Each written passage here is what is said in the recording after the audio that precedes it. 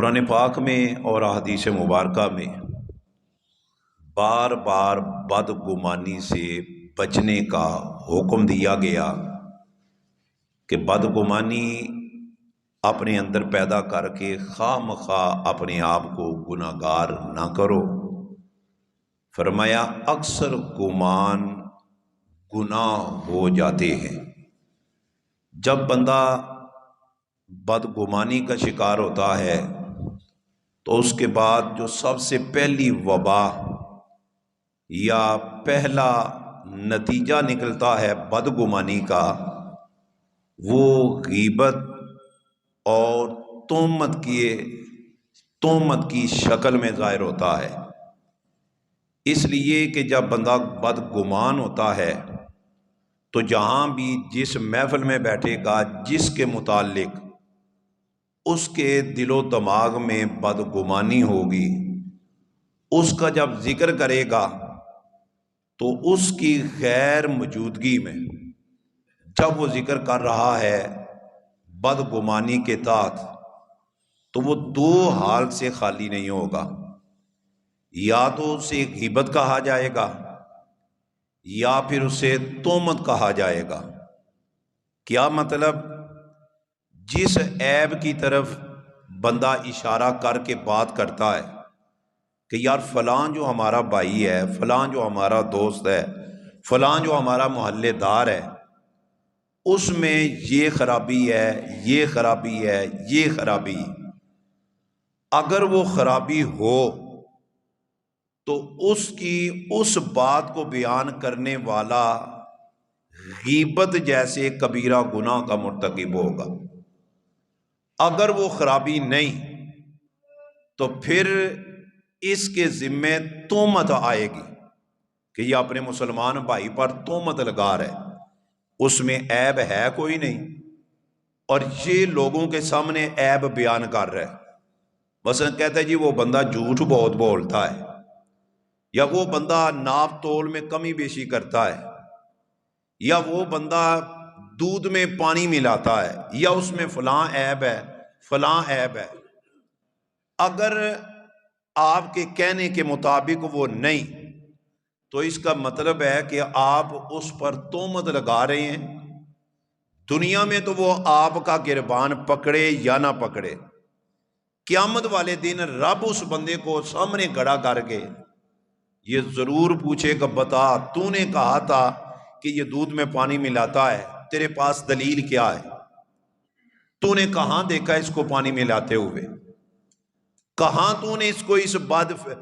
برے عمل کو کرتے دیکھا ہے؟ یقیناً اگر اس میں وہ عیب نہیں تو اس کا جواب نہیں دے پائے گا، تو اللہ فرمائے گا اس کا بندہ مطلب ہے تو نے میرے بندہ مومن کی تذلیل کی ہے، لہذا اس پر تجھے سزا ملے گی۔ تہمت سے بہرحال بچنا چاہیے۔ جہاں تک معاملہ غیبت کا ہے تو غیبت کے متعلق عام طور پر ہمارے معاشرے میں جو جہالت کی بنیاد پر جملے بولے جاتے ہیں، میں ان کی وضاحت سب سے پہلے کر دینا ضروری سمجھتا ہوں کہ سب سے پہلے تو ہمیں اس بات کا علم ہونا چاہیے کہ غیبت ہے کیا، غیبت کی تعریف کیا ہے۔ عام طور پر بندے یہی سمجھتے ہیں کہ کسی کی غیر موجودگی میں پیٹھ کے پیچھے اس کی بات کو، بری بات کو بیان کرنا غیبت کہلاتا ہے، حالانکہ یہ غیبت نہیں۔ غیبت کی تعریف یہ ہے کہ ہر وہ بات جو اس کے سامنے کہی جائے اور وہ اسے ناپسند کرتا ہو، وہ بستی محسوس کرتا ہو، اس کے سامنے ایسی بات کہنا جو اسے پسند نہیں، اس کی غیر موجودگی میں وہ بات کرنا غیبت میں آتا ہے۔ کیا مطلب ہے؟ اگر خدا نہ کرے کسی بندے میں کوئی عیب ہے بھی، وہ جھوٹ بولتا ہے، وہ وعدہ خلافی کرتا ہے، وہ ناپ تول میں معاذ اللہ کمی بیشی کرتا ہے، عیب ہے، تو کیا اس کے سامنے اگر وہ عیب بیان کرو تو کیا وہ پسند کرے گا؟ بولو تو صحیح بھائی، اس کے سامنے اگر اس کا عیب بیان کرو وہ بیچارہ شرمسار ہوگا، اپنے آپ کو تذلیل سمجھے گا، قربان جائیں اپنے رب کی رحمت پر بھی اور کملی والے آقا کی محبت پر بھی۔ اللہ اپنے بندوں سے، میرے نبی اپنے امت سے اس قدر پیار کرنے والے ہیں، فرمایا تم ایسی بات کبھی بھی بھائی کے سامنے نہ کہو جو اسے پسند نہیں۔ اصلاح کے طریقے سے بات کرنا اور ہے، یہ جو ہمارے معاشرے میں اصلاح کا طریقہ ہے نا، آج بڑی محفل میں لوگوں کو تذلیل کرنا، اے تو چپ کر میں تجھے جانتا ہوں، تو وہی نہیں جو دودھ میں پانی ڈالتا ہے،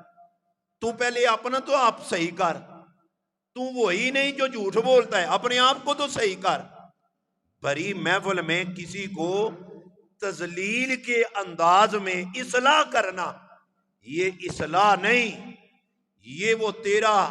شریر نفس ہے جو تجھے ابھار ہے اس بات پر کہ تو اسے لوگوں کے سامنے بیزت کر۔ اصلاح کا طریقہ یہ ہے کہ جب وہ تجھے تنہائی میں ملے